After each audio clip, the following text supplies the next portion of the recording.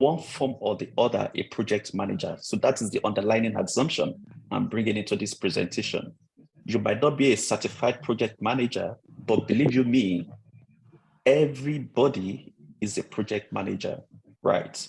When God started, when God created the world, it was in the project form. He had 7 days, which was the timeline. He had deliverables to create man, to create, I think somebody needs to go on mute. There seems to be some noise on the background, which is a bit distracting. So if you can please mute everyone, it will be okay. Okay, so yeah, so like I was saying, God as the master creator created the world, the heaven and the earth in the project form. And the three constraints of projects, which we all know, is you have the scope of your delivery, you have the timeline for the delivery, and you have your cost. Well, in the case of God, maybe there was no cost, but for us, everything we do is a project. You are getting married, it's a project. You are going to school, it's a project. You are having a baby, is a project. You are planning an event, is a project. Even this presentation today, in one form or the other, could be viewed from a project perspective. I don't know, I don't seem to, okay, that's good. So essentially today we'll be covering, these are the contents we'll be covering today. We'll give a bit of introduction into project management. I'll also talk about understanding project uncertainties, the role of risk management, how to identify and assess risk. Then once risk has been identified and assessed, how do you mitigate and respond to risk? Then we'll also delve more into risk and control practices, and we'll wrap up with questions and answers after that session. So now, looking at this diagram, I don't know whether any of you have seen this diagram before, but as project managers, managing projects, your ultimate objective is to ensure that what you deliver at the end is exactly what the customer requested and ordered at the beginning. So from your project charter to your project closure, you need to ensure that what your client that has engaged you as a project manager to work and deliver on this, right, you actually give an outcome. Now, be mindful, I've said, everybody is a project manager. So if I engage you and I ask you to do any task, specific task for me, I give you a timeline and I give you consideration, that means in terms of money, which is cost, then that technically qualifies as a project. So what I order should be equal to what I get.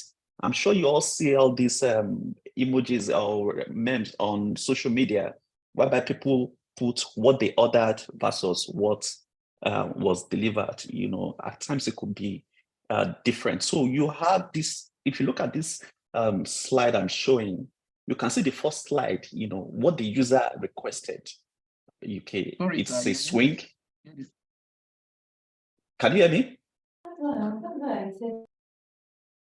Can you hear me? You are yet to share the slide. Yes, we can hear you. No, my slide, I'm actually sharing the slide presently. Can you see it? No, we can't. Okay. So let me share again.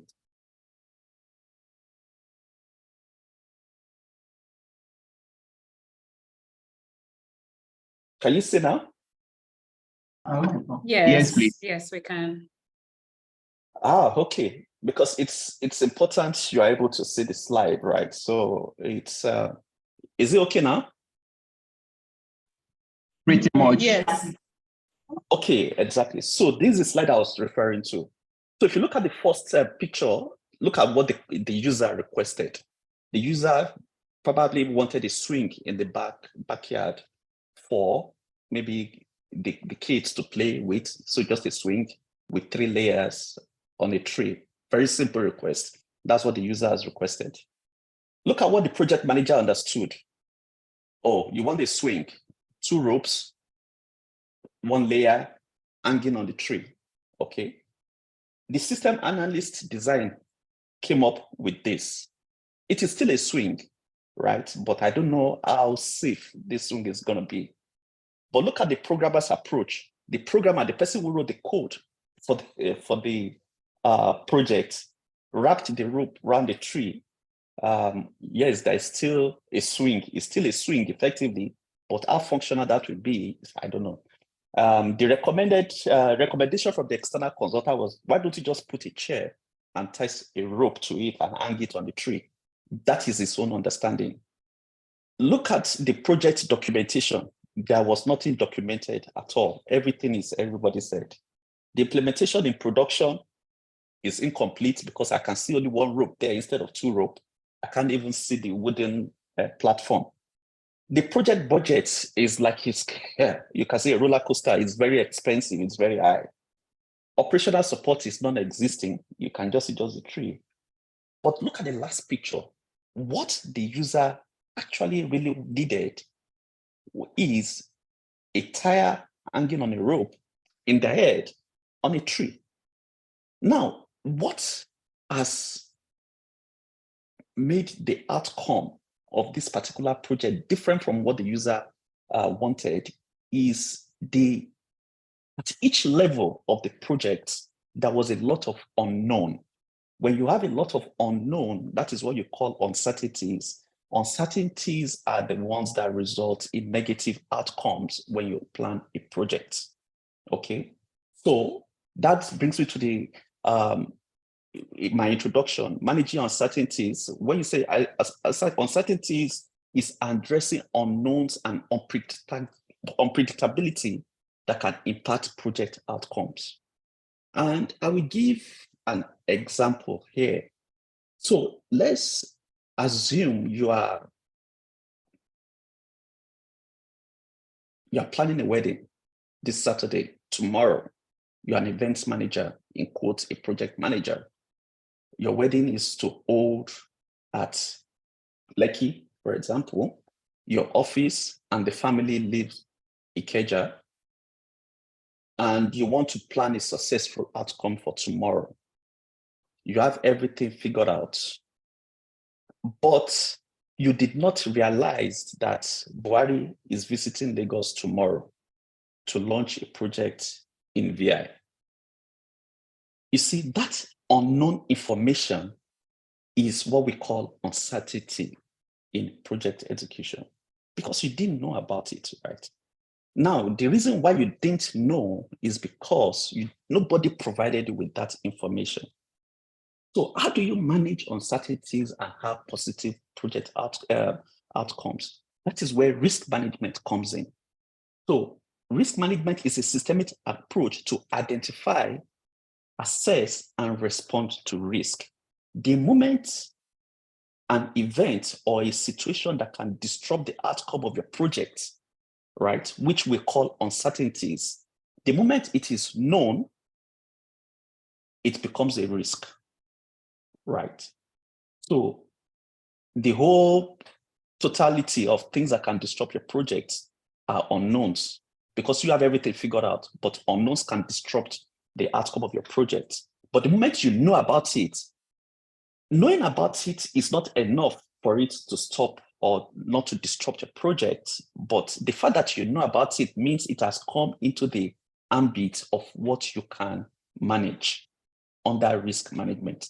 So looking at this next slide, you can see in project A and project B, if you ask most people which project they think is going to fail between project A and project B, mistakenly, or most people will say project B because they can see the big risk. The risk in project B is bigger than the risk in project A. But the reality there is that project B is likely to be more successful than project A. Reason being that the uncertainties, the level of unknown in project A is significant, right? So because you don't know about it, you cannot even manage it as a risk, okay? So in essence, as a project manager, your responsibility is to ensure that you have a view of all the uncertainties that could disrupt your project execution. Make them known, put them into a risk bucket, and manage them effectively. So that is the relationship between uncertainties and risk. So if you look at this table, you could see, you can look the project uncertainties as lack of predictability or certainty regarding project outcomes, timelines, and resources. So you can see for risk, under knowledge, you have perfect knowledge of the risk. Oh, Buhari will be in VI tomorrow for a launching.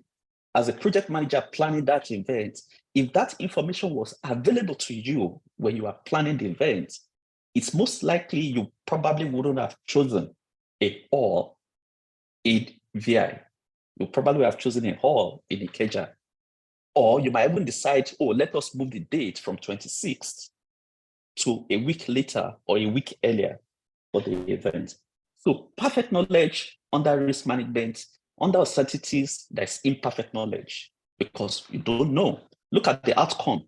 Under risk, you know the risk when the outcome is known, right? Oh, if I decide to go ahead with the wedding in VI tomorrow, despite the fact that Buhari is visiting, then I should be expecting that traffic would be horrible. The guests will get to the event late. Your vendors might not show up, or they might show up late, and at the end of the day, the wedding might be a failure. Probability is known. Measurement under risk is measurable. Under uncertainties, it is unmeasurable. Insurance, you can insure risk, right? On things that are uncertainties, you cannot insure them. So a earthquake, for example, is an uncertainty. There's no way you can know whether an earthquake is going to strike tomorrow. So how do you insure against it? And that's why people who are in the actuary science, in insurance, will always tell you that things that are act of God are uninsurable. They will not give you cover for things they call act of God. So in essence, risk management is a process of identifying, analyzing, and responding to project risk. So that is the whole management of it, because it's not enough, like I said earlier, for you to know about a risk. You need to manage the risk for your project to be successful. So if you look at the risk management processes, we actually have 4 of them where they are broken, and you have to follow it in that stage. You need to identify your risk. You need to assess and put a response plan. You need to monitor and control the risk. And over time, you need to continue to review your control to see whether they are effective in addressing the risk. In our day-to-day life, there are so many examples whereby we have practiced and implemented risk management. Take, for example, we know that in Nigeria, the electricity supply is epileptic. So what do? That is risk identification. So if you have an apartment, you know that, oh, PHCN, NEPA, DISCO, or whatever you call them, can take lights at any time and there'll be no power supply. So that is a known risk. You have identified that risk. So now how do you assess? Oh, you might not say, oh, in this area, they bring light in the evening. They usually take the light in the morning. Since I go to work in the morning, I don't need the light, but in the evening when I'm around, there's always light. So because of that, I will invest and get just an inverter. But if you live in an area whereby for days, they don't give light, you will say, oh, an inverter might not help me. What I need is a generator, right? So you can see from risk identification, you are already assessing the risk and you are planning a risk response. Now, once you have bought either an inverter or a generator, over months, you keep checking. If you now notice that the trend which you predicted is not as so, maybe, oh, the light is not as constant as you think it should be, the person who has an inverter might decide to go and get a small generator to augment with the inverter. So you can see that is monitoring and control. And as part of your monitoring and control, you are able to respond accordingly. So you can see that the risk management process essentially is all about identifying risk, assessing, controlling the risk, and reviewing your controls. Like I said, we all do this in our day-to-day life. So you see, risk identification, definition, identifying potential risks that could impact the project. So, like I said, every project has a risk. Now, let's assume you are traveling on vacation with your family this summer. Your intent is to fly and depart, let's say at 10 p.m. on a Friday, okay? And you have identified and you said, oh, Friday. You have looked at it and said, okay, normally for me to get to the airport for a flight at 10, I should be at the airport by 7 p.m. in the evening.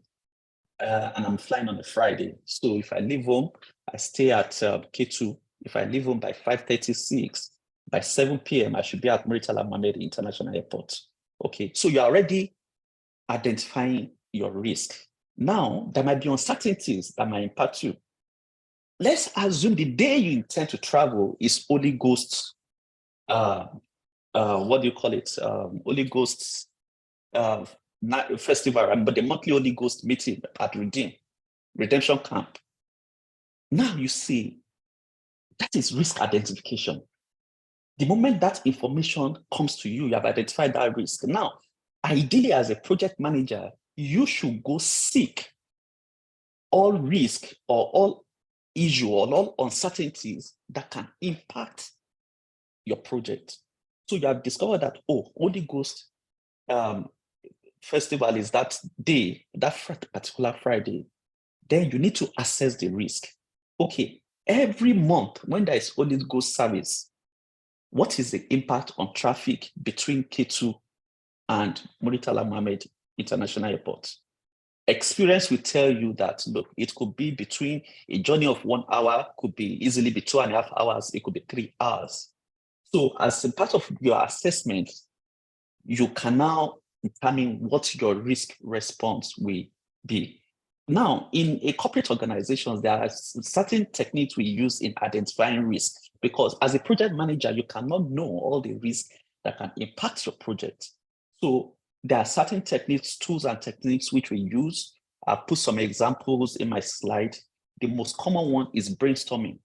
Just putting 2 or 3 good heads together to brainstorm on an issue, you could identify all the possible risks that could impact the project in which you guys are about to embark on. At times, it could just be certain checklists. So people who have gone through a particular event over and over again, let's assume a frequent traveler. A frequent traveler can give you a checklist and say, look, any day you want to travel with your family, this is the checklist of the things you need to check, right?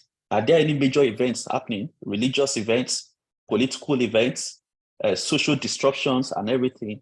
You check, so you tick yes, no, you don't. So when you do go through the checklist, you might be able to have a view of what any unknown or uncertainties might become known, then you'll be able to have appropriate risk treatment for it. SWOT analysis is something else we use, which essentially just measure your strengths and weaknesses, which is internal, and or your opportunities and threats, which are external to you, to your organization. So a SWOT analysis can actually reveal a lot about uncertainties that could be identified as risk for you to manage. Now, when you now come to risk assessment, so after identification, we're moving to assessment. Assessment is all about evaluating your risk based on their likelihood and potential. Emphasis on those two. The likelihood of the risk occurring and the potential impact of that risk occurring. So this is what distinguishes one risk from the other. A woman who goes into labor and goes into the hospital, any woman who has a safe delivery, who has a natural delivery, right? The risk is not as significant as a woman who undergoes surgery through cesarean section. So, same issue, delivery in a hospital, but the risks are different because of likelihood and impact. And I would perhaps explain more on this on the next slide. But if you remember in the earlier situation, I said risks are measurable, uncertainties are not measurable. The way we measure risk, you can have qualitative and quantitative ways of doing your risk assessment, right? So qualitative, from the name quality, is subjective, it's not objective. On your judgment, you can say, based on my judgment, this is perhaps a high risk, medium risk, low risk. So using the examples I've given, the Holy Ghost service, any day there is Holy Ghost service, the probability that there will be traffic is high. That is subjective, but it is effective, right? Because you know that based on past experiences, anytime there is service, there is. But qualitative assessments use numerical values, such as probability and impact, okay? So an example of quantitative assessment, anytime NNPC makes an announcement and says, due to an issue at their loading station, normally they supply 33 metric tons of diesel or petrol every day into Lagos. But they are having an issue, they will only be able to supply 10,000 metric tons. Now, based on that information which you have received, that is risk identification, because supply is going to be eroded by almost 66%. Now, when supply is eroded by 66%, what is the likelihood that that supply is going to result in fuel scarcity, right? So you are able to quantify that. And when there is fuel scarcity, what is the impact on you financially? You cannot use residual knowledge and past information that, oh, anytime there is fuel scarcity, the cost of fuel jumps up by 50%. So if I spend 10,000 naira every month to fuel my car, with this fuel scarcity that is impending, I'll be spending 15,000 every month, every week. So you are able to assess and plan accordingly and say, oh, if I'm buying at 15, so should I decide not to take my car every day? Or do I decide on where I go to cut down on my trips? Or there are so many things you can respond to that response, you know. So that is the qualitative measure. And in risk management, we use what we call the risk assessment matrix. So the risk assessment matrix actually measures probability and impact using the X and Y axis. So you can see from the charts that I've put here now on my project, ignore the project name, right? So I have a project here now. You can see when the likelihood of an event occurring is low, and the consequence of that event is low, right? You can see that the matrix is giving me green, right? So a mixture of likelihood and consequence. And I'm going to use a very good example, which somebody used in a medical conference that I attended, and to assess risk. And what the person said was, look, if you have, so we were talking about infectious disease, right? And unprotected sex and infectious disease. Now, if you have unprotected sex as it is, the likelihood of you contracting an infection is 50-50, okay? So you can see probability 50-50. The consequence of you having an infection, now it now depends on which infection. If you have just syphilis or gonorrhea, those ones are treatable, yeah, that is fine. But if you have an infection that is not treatable, a viral infection, right, that is untreatable, then the consequence of that action is high. So it will be a red. So even though the likelihood is 50-50, you can see that the likelihood of it happening is a red. So it will fall somewhere on your matrix. Now, when you are talking of probability again, you can look at the probability of somebody who has just a single event of an unprotected sex and somebody who had multiple partners of unprotected sex. So when you have multiple partners, the probability shoots up. So the probability will become very high, and you can see that the consequence also will be high. So essentially, this is the way which we use in measuring risk. And I gave you some examples of certain, I have 3 examples there on this slide of certain risks that you can use an assessment matrix to plug in. And once you have done your risk assessment, then you are able to develop and say, okay, if this happens, what do I do? So we call it a risk mitigation plan or a risk response, okay?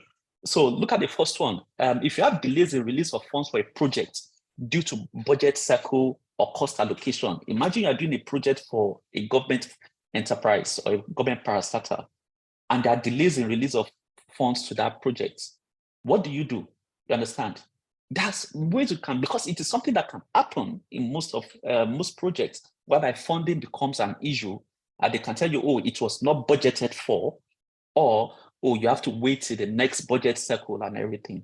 So as a project manager, the only way you can have a mitigation plan against this is to ensure that any project you are going into, you ensure that the project execution document is approved by the stakeholders, the sponsor, understand, that will provide, that has the pause to fund that particular project. Because once you get it approved, the likelihood that the funding will follow will be very high.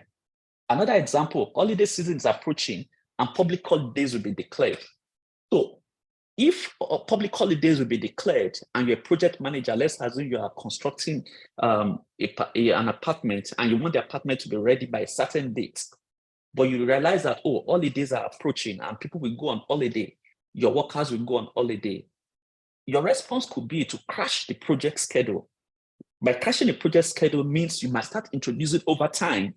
So instead of working 8 to 5 every day, you might be working from 8 to 9 every day, whereby you introduce overtime for some of your workers to be able to increase the rate of delivery and ensure that you deliver that project before the holidays approaches. So there are so many other examples I can give. I can just keep going on and on about how you manage risk response. So now, when we now come to mitigating and responding to risk, like they said, from the beginning, you have these all large uncertainties, right, that could disrupt your project. You have done brainstorming, you have done your checklist, you have done your SWOT analysis, you have identified events that could disrupt your, which you have now labeled risk. So your uncertainty circle has shrunk, but your risk bucket has enlarged. Now you now have these buckets of risk that you're looking at. You will now pick each one. How do I respond to this? Now, in project management, we have 4 key ways in which we manage risk generally, right? Because it's not all risk risk is inevitable in life, right? Some you can choose to avoid. So avoidance is an option. You eliminate the risk by changing the project plan or approach. So using the wedding example I gave earlier, so the avoidance approach would be, let's postpone the wedding to the following weekend, because I don't even want to manage the risk of having an event in VI on the day that the president is visiting, okay? The other approach could be mitigation, reducing the likelihood or impact of risk through proactive measures. So that is a risk mitigation. You cannot say, okay, if we are going to go ahead with that venue, you now go, does anybody have the broadcast from LASMA? Which roads are they closing? Which roads will be open? Okay, instead of asking people to drive, is it possible to have a plan whereby you bus people to the venue? People can meet at Surulere, then you bus them through a particular route to the venue. Now, instead of starting the event at 4 o'clock in the afternoon, Can we move the time to 2, departure time from Surulere to 12, so that even if we have to navigate through the traffic, we'll be able to get to the event by 2 or 3, and we'll be able to start the event properly at 4. So those are risk mitigating measures. So you are putting proactive measures in place to navigate your way through that particular risk. Transfer. You could shift the risk to another party. Insurance is a very good example of how you manage risk and how you transfer risk. I buy a new car. Driving in Lagos could be hell, right? The probability that a boss will just come and ram into my car and break a light is very high. This is an expensive car. Just the light alone is 300,000. And at the end of the day, the driver will come down and prostrate and say, I'm sorry. How do I manage this risk? Okay, why don't I transfer that risk to Leadway or to AIG or to any other insurance company? So I buy an insurance policy. By buying an insurance policy, what you have done is that you have transferred that risk, okay, to another party. The last one, which is always the last resort in projects, and even in your personal life, is that you have assessed all your options. Can I avoid this risk? Oh, this risk is unavoidable. I have to live with it. Can I mitigate this risk through proactive measures? Oh, it's already too late. There's nothing proactive you can do to manage this risk, right? Okay, can I transfer this risk? Can I push it to a vendor, right? Or can I push it to another party so that if the risk crystallizes, that party will be responsible and accountable for the risk? They said, oh, no, nobody is willing to take up the risk because they feel it's too late.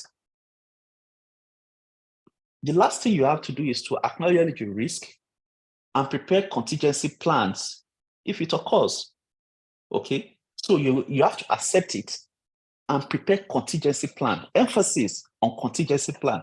When you said you accept the risk, you don't just accept the risk and just raise your hand, okay?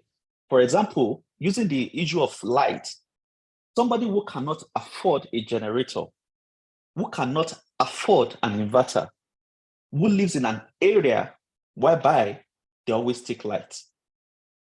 The person has no choice but to accept that risk that at times I might have to be at home and there will be no light. So so you have to accept that as a risk, but in accepting, what do? You put contingencies in place. Do you buy a rechargeable lantern? So in that person's house, you probably say rechargeable lantern.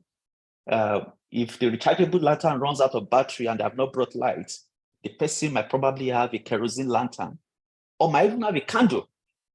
So the kerosene lantern, the rechargeable lamp, the candle, those are contingencies which you prepare to ensure that, okay, there is still light, even though the power authorities are failed to provide light. So this brings us now, once you have identified your risk, you have assessed your risk, right? You have put all contingencies in place. The next thing you need to do is to start monitoring that risk and try to control the risk, right? Because the issue there is that when you don't control risk, it can move from the bucket of what it is as a risk and move back to uncertainty, right? So you want to keep it in a bucket whereby everything is known, everything happening around it is in your line of sight, okay? Because if once it is out of your line of sight, it moves back to uncertainty. And uncertainties, we have said earlier, can actually disrupt or your entire project. So risk monitoring is regular tracking of your identified risk and their status throughout the project. So in project management, we have what we call, in most projects, when you don't monitor and control your risks properly, you have what we call the watermelon effects on your project. Watermelon, I believe we all know what a watermelon is. A watermelon is green on the outside. So looking at it from the outside, you think everything is okay, but it is red on the inside. Until you open it, before you now see red. So a project that has a watermelon effect is one whereby on appearance you think you are okay, you think you're on course, but there are so many risks that you have not been monitoring that will come and surprise you at the end of the day. So risk control is taking necessary actions to mitigate risk and ensuring that they stay within your acceptable limits. If you have accepted to transfer them, make sure that you are abiding by all the terms and conditions that your insurance company has given as condition for them to accept that risk if it crystallizes. So for example, you bought your car, you have insured it because you want to transfer the risk. But part of the clause in your insurance policy says you should be the one driving that car for them to be able to accept the risk if anything happens to the car. Now, you don't go ahead and give the key of that car to a colleague. You said, okay, let me borrow your car. You give it to him. But the moment you give him, you are introducing uncertainties into the risk you are trying to manage. Because if anything happens and you go and make a claim, the insurance company will not pay. So in project management, there are ways in which you monitor and control risk. And a good example is what we call the risk register. So in every project, as a project manager, you have to ensure that you maintain and open a risk register. All risk, when I mean all risk, the moment it is identified, should go into the risk register. Now, it is while it is in the risk register that you will now do the risk assessment to know whether is this high risk, medium risk, or it is low risk. Using the matrix I showed you earlier, you are able to put and identify whether it's high risk. So in your register, you have a list of all risks, and you're able to table and assign what we call a RAG status, RAG, R-A-G, which essentially just means red, amber, green, just like your traffic lights. Okay, green, you can go, amber, you have to wait, and red is you stop, right? So nobody wants anything red on a project. You want everything to be showing green, green, green, green, green. So you need to put it on the register, manage it, then you track it from that, right? So in the difference between organizations when it comes to risk management, essentially in monitoring and control, is what we call risk appetite. Risk appetite at times is related to the values, or how do I put it now? The values or the culture of an organization. So there are some organizations that are bullish, and there are some organizations that are conservative. Organizations that are bullish, when you work or you do a project for such persons or even individuals, you see that their risk appetite is higher. They can take more risk, whereas conservative organizations don't like taking too much risk, so their risk appetite is low. Now, what the measurements to know whether a risk appetite of an organization is high or low is determined by what we call the risk threshold. Okay, a risk threshold. So my wife, for example, when we drive our car, anytime the fuel reaches a quarter, she'll be looking for the nearest filling station to top up and fill the car.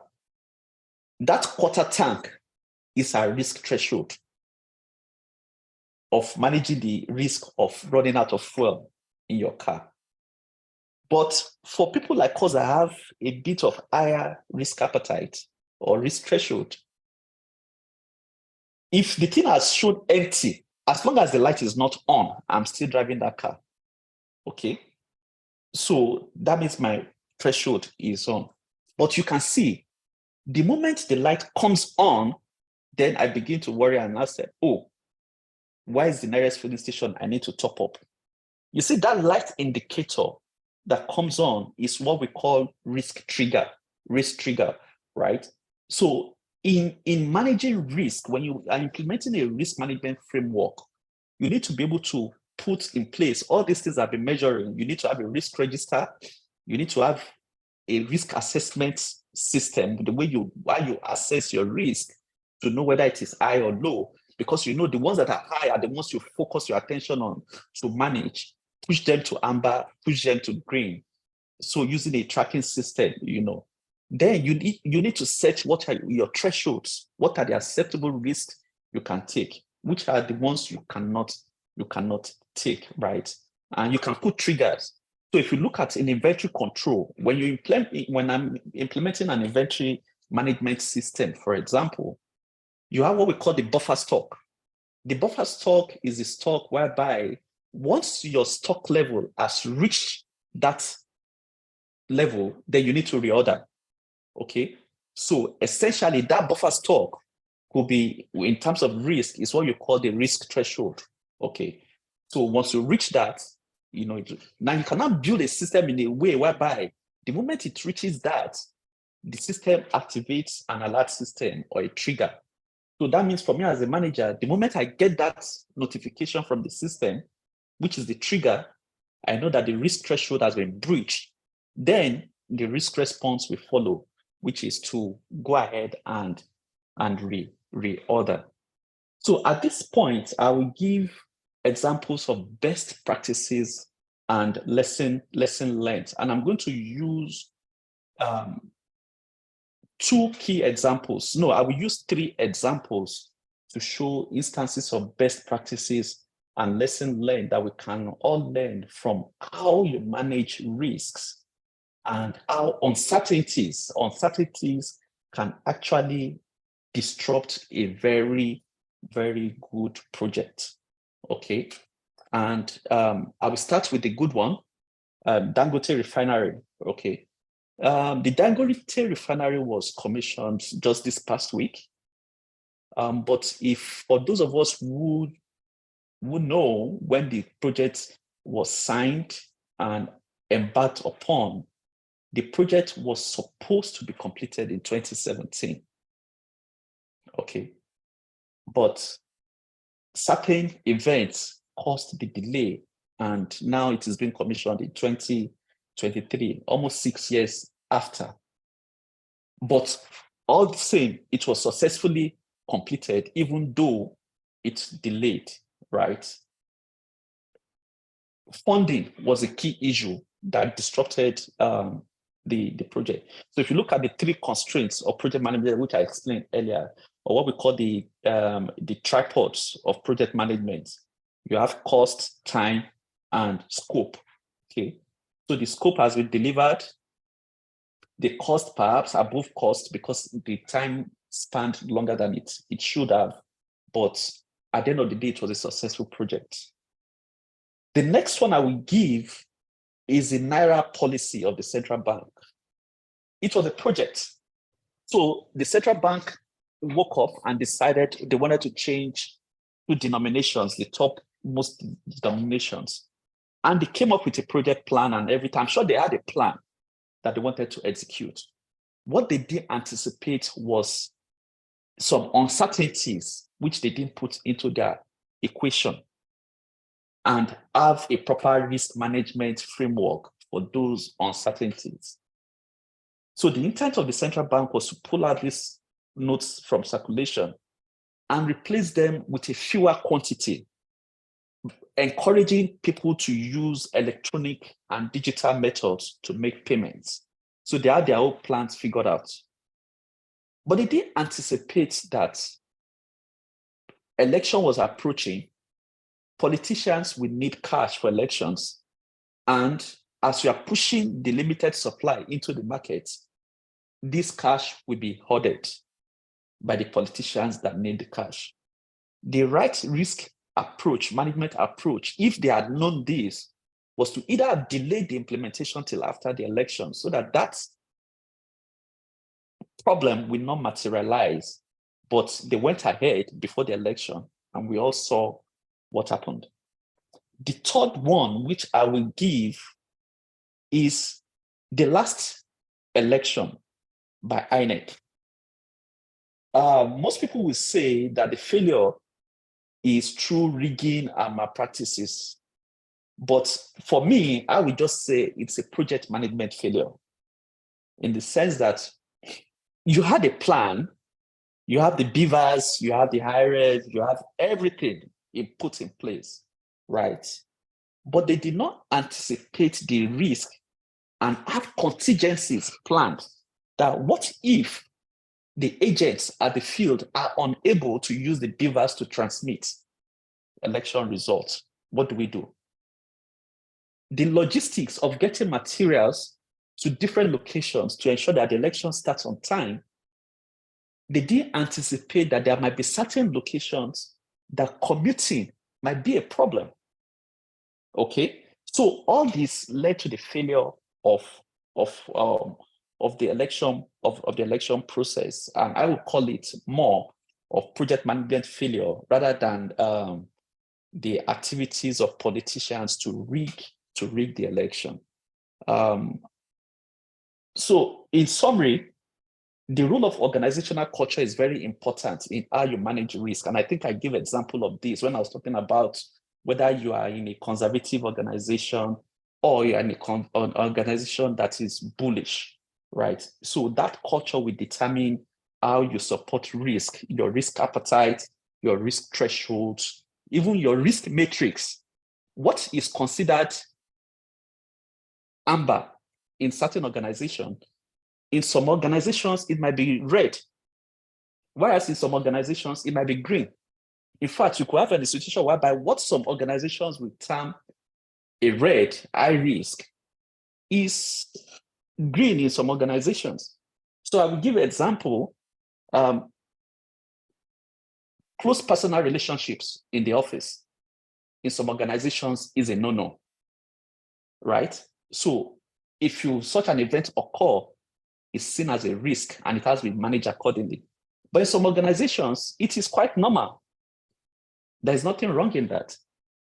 So organizational culture plays an important part in how risk is managed in the context of whatever project will be. And all these examples I've given, I think you can also narrow it down and bring it to your individual lives, and you should be able to manage it. So I hope I've been able to explain and give you insight into the relationship between uncertainties and risk, and how risk management can help in managing not just risk, but limiting the scope of uncertainties in your project delivery.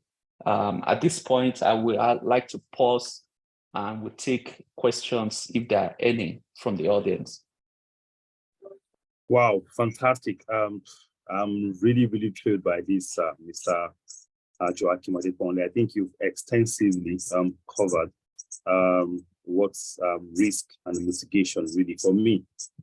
Few learnings from me. I like the different illustrations. I think what really blew me really is your illustration around using your wife and yourself, how averse your risk level, right? Also showing different triggers we have. And I think one key learning from this you've said today, as it applies to organizations, risk is also applies to us individually, right? And I'm sure the same thing applies to every one of us on this call. So without much ado, I would like to keep the floor open for any of the audience, whoever has questions. And if you cannot, you're not able to write, say your question really out, we can also just type it on the comment section. I'll read it out, and I'm sure we have our capable Mr. Joachim Adeponle here to respond to any questions we have. So please, questions, let's get started in our questions. And let Jatik also open the, give access for people to talk. Thank you.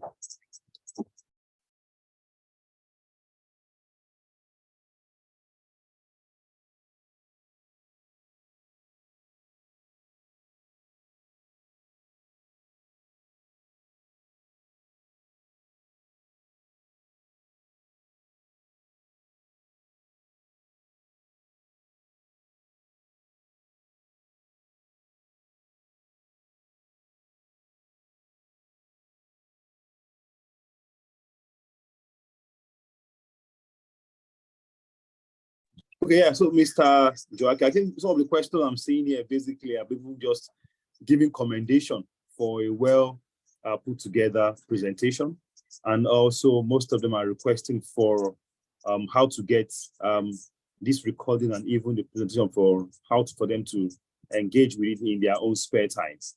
I'm still checking through chats here, and then I think the data is taking note of these emails are being sent.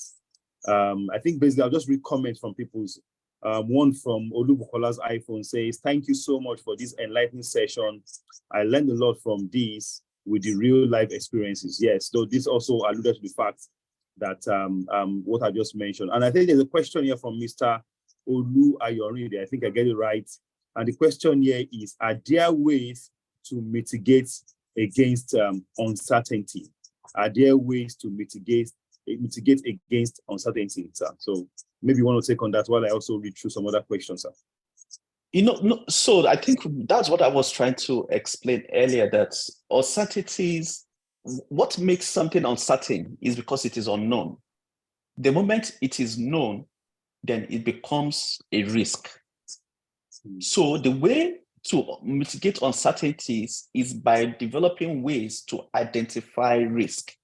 When you identify a risk, it's no longer an uncertainty, it is now a risk, right? So the best way of mitigating uncertainties, if I have to go literally by the question that has been asked, is risk identification.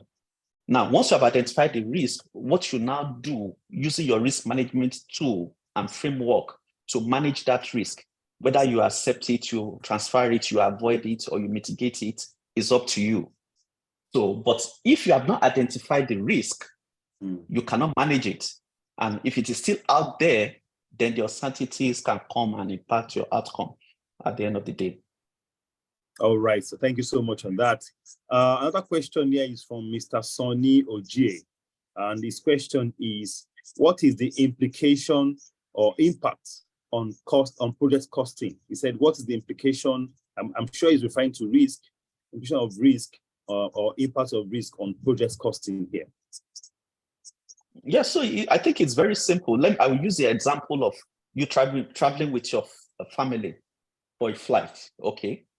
You have everything narrowed down, you have everything figured out, but you didn't anticipate that the same day you are traveling is when oligo service is occurring.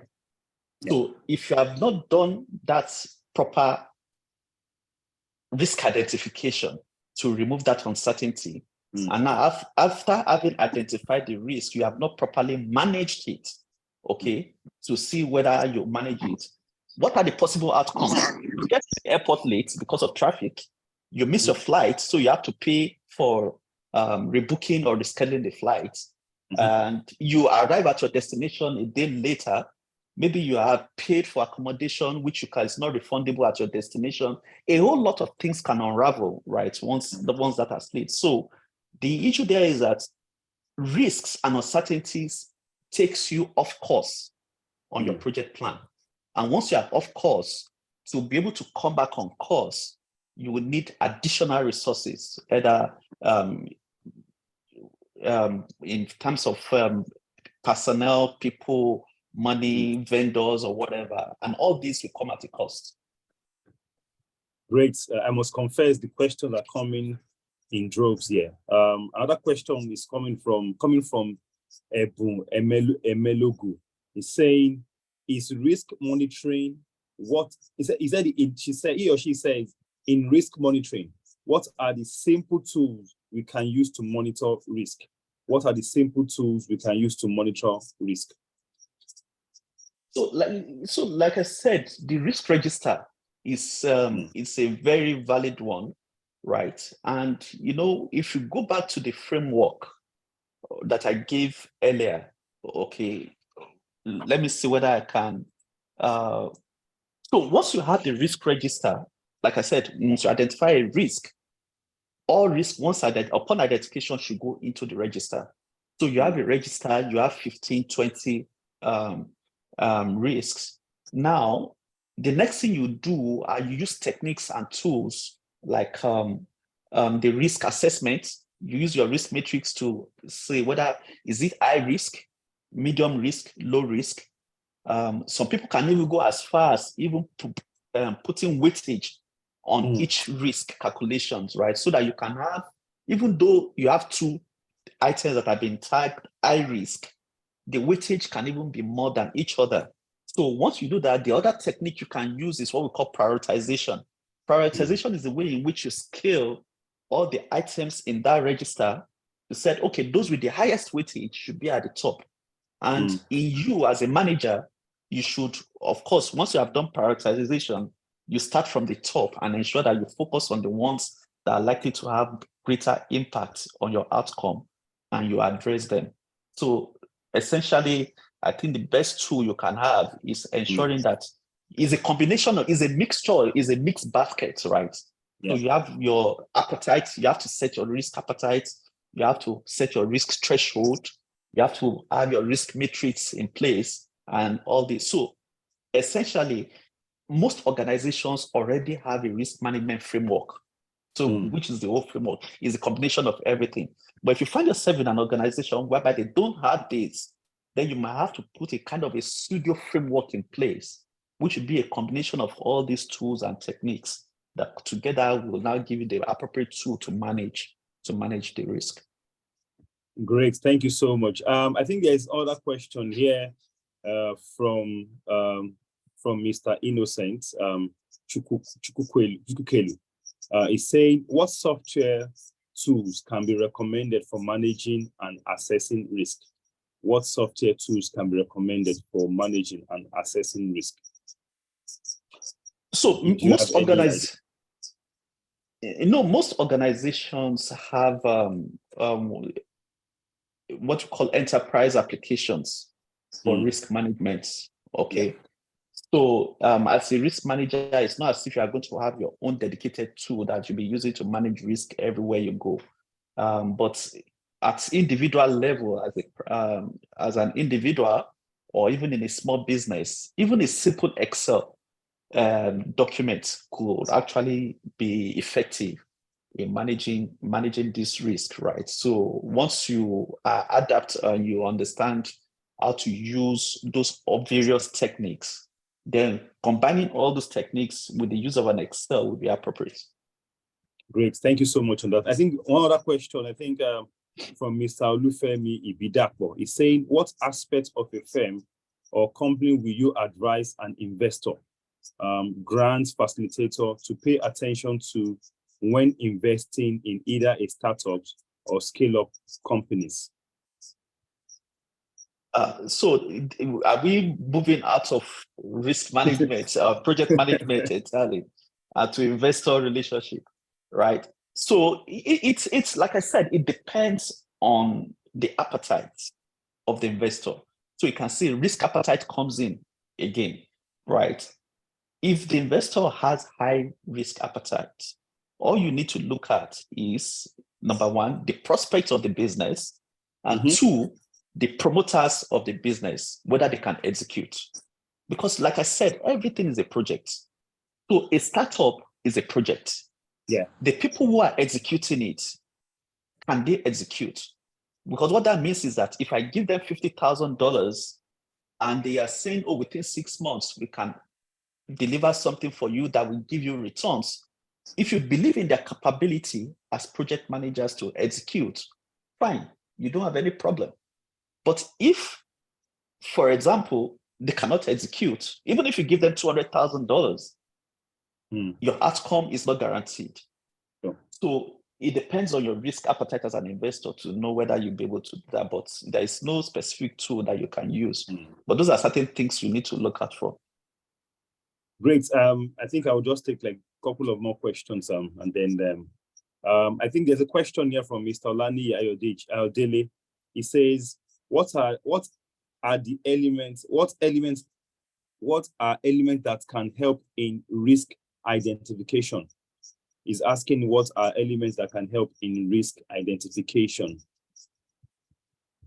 So when you say elements, right, I would say not necessarily elements. So risk identification is techniques we use. Okay, it's not as if you have certain elements you put somewhere that will now be identifying risk for you. No, So for example, using the example of the the family that is traveling, what element will let you know that the Holy Ghost festival might be a risk? You wouldn't know until you bring some. Maybe you are having a relaxing with your group of friends a couple of days before the event, and you say, "Oh, I'm traveling on Friday, this and that, and everything." I say, "Oh boy, have you known Friday is Holy Ghost service?" So you understand? So you can see that from that assessment, you have identified the risk. Okay. So until you use some of those techniques, you might not be able to identify risk, because as a project manager on your own, you might not have the scope of or the line of sight of all the uncertainties that could disrupt that project. So that's why you need to bring your stakeholders. There are some other things we have focus groups. You can put together a focus groups whereby you get those individuals seated together and they brainstorm and they come up and say, "Oh, this.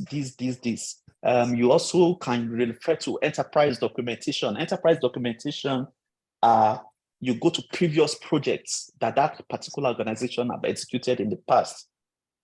You go through the documentations. It's most likely those previous projects might have a risk register. So you go and review the risk register of previous projects or similar projects, and you go through. So those are the things that can be used as indicators, if I might say so. Great. Yeah.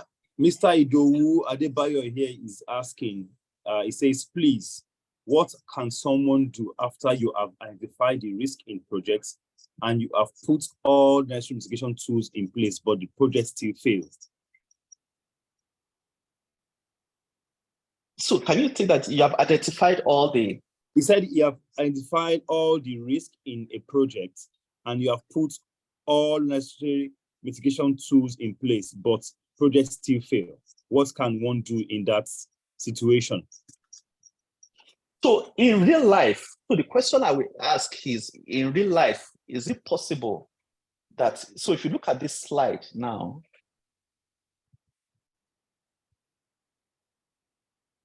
go ahead, sir. What he is saying is that you have identified all the uncertainties, you have put them in the risk, you have managed it, and the project still fails. So yeah, there's still a likelihood the project will fail.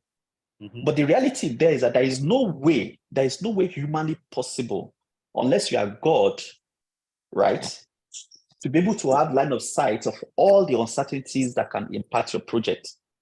And that's why you can see when I was alluding to this project B, I said your goal should be that you are able to scope as much uncertainties as possible into the risk bucket so that you can manage them. But even when you look at, in the case of risk management, you can remember that I also alluded that it's not all the risk that you can manage. Some you have to accept. All right, sir. Yeah. Some you have to accept. So if you have accepted risk, then that means that if that risk crystallizes, it will impact your project. But you already know, right?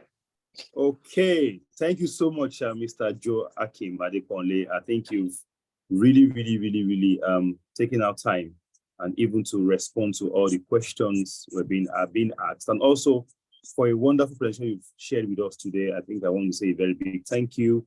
We have exhausted our time, for this today. And then before you go, sir, I just want you to share with us a few words of encouragement to everybody on this call. And then before we go, please. Yeah, I think the only word of encouragement I will say is that in everything you do, you understand, in everything you do, if you approach everything through a project management lens, the likelihood that you have positive outcome at the end of the day is more guaranteed than if you just treat issues as they come, right? So, and that's why I said everything in our life is a project. Oh, you want to relocate abroad, it's a project. You want to go study in school, is a project.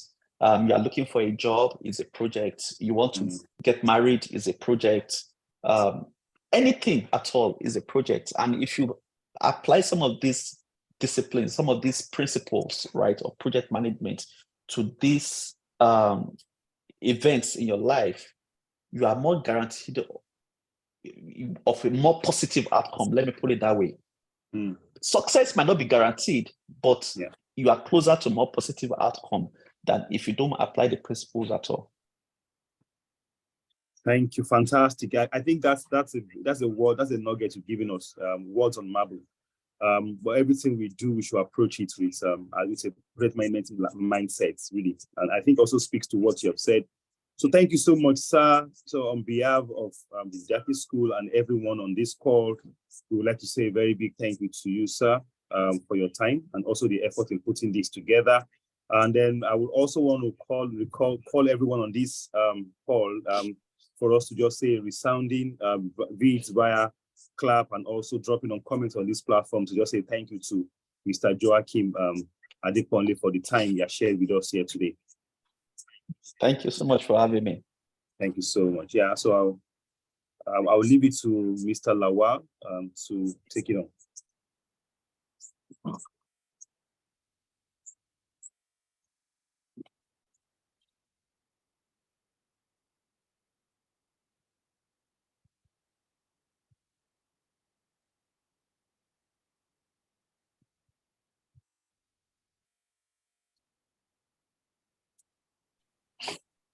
Oh, Sarah, are you there? You want to just take it up from there? Thank you. Please hold on.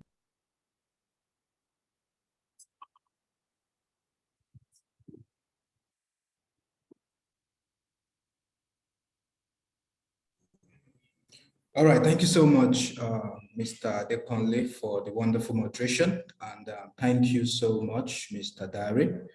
Adeponle, for the insights into managing uncertainties and, of course, risk management. Thank you, Mr. Diary, for the wonderful moderation. Okay, it's a pleasure. My name is Christopher Lawal, the head of admissions, Rome Business School, Nigeria. And it's a pleasure to have you guys on this call.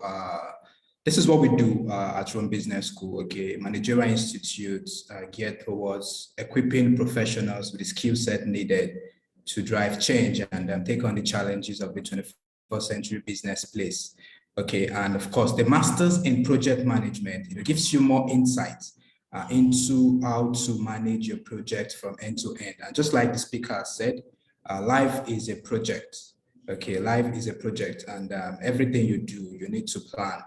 Have a start point, have an end point, so that you can manage efficiently. Okay, so Rome Business School master's program are very flexible. Okay, classes for executive hold weekends, fortnightly, and for our international masters geared at young graduates and graduate managers hold weekly, Wednesdays to Fridays in the evenings. Okay, so the beautiful thing about the program is the support of the career service. You also get taking into consideration your short-term goals, your mid-term goals, see how to help you actualize that. Okay, and of course, the programs are also globally acceptable, internationally recognized. Okay, Rome Business School is a member of the AACSB, that's the Association to Advanced Colleges School of Business, okay, giving credence to the quality of executive programs. Okay, so currently we are enrolling for the October 2023 intake, and admission is open. Admission is open for the intake. Okay, so what we have now is the pre-master's activity. So you coming on board now enables you to take advantage of the Early Bird Scholarship, and of course, also participate in the Business Leadership Development Program. Okay, it's a set of pre-master's activities to keep you engaged and your first phase towards equipping you to become a global business leader. Okay, so you should be rest assured that even before the commencement of the program, you're going to be getting insights, and you're going to be getting certifications of participation in these events. Okay, so for more insights, of course, you can reach out to us at info@romebusinessschool.ng. Okay, or you can visit the website www.romebusinessschool.ng to get more insights, and of course, to an advisor will be assigned to give you more insights, and of course, walk you through this program. Okay, so the second phase, once you're on board, you have what we call the Advanced Business Leadership Development Program. Okay, so these are your didactic activities, and of course, the trip to Rwanda, Kigali. Okay, so by August, there's a trip to Kigali. This is to widen your horizon, give you international exposure, and of course, to also enable you to network with like-minded individuals, understand the business ecosystem from another client. So these are one of the values you'll be getting coming to Rome Business School. And at the termination of the program, we have what we call the Global Business Leadership Program. Okay, that culminates in Rome. Okay, so you have opportunity for an immersion week, okay, where you will be learning leadership trainings. You also be getting insight into Nigeria and Africa competitive advantage for you to see from another perspective. Okay, they also have opportunity to visit companies, get to understand their modus operandi, and of course, get more insight also. Okay, so at the end of the day, you also climax with the graduation ceremony at Rome, okay, for students that will be traveling there. So there's a whole lot of opportunities. Just be rest assured that the faculty members also are coming on board for the program, like Mr. Adeponle that took us on this. Is one of the faculty members. Okay, so you can see the interesting insight it's giving. So we have faculty with an average of 22 decades experience. So if you're coming on board, that means cumulatively you'll be getting over probably 100 to 200 years of experience. Okay, so that is massive. And it helps you to move faster and at a speed, in your business dealings and of course your professional experience. I would like you to enjoy those that are not yet come on board for the program. Reach out to your advisors. They can walk you through the process of participating. Thank you so much for joining this webinar, and we look forward to having you on board. I also appreciate our executive students that took our time. We appreciate your presence. Over to you, Sarah. Thank you for the audience. All right, Chris, thank you so much. Thank you. Thank you, Mr. Joachi, for this very engaging section today. Thank you so much. Mr. Joachi Adekunle is the CEO and co-founder of Sana Transfer, a fast and reliable option to make or receive transfers internationally. Thank you so much, Mr. Joe. And to our moderator, Mr. Oludare Kafo, the head of BTL Marketing at Kingmakers, a digital entertainment and sports tech company. Thank you so much for today. And to our students, thank you all so much for your questions. You all participated in making today's event very engaging. Thank you so much. And from all of us at Rome Business School and the Career Service Department, we say thank you and have a very great weekend. Thank you. Bye.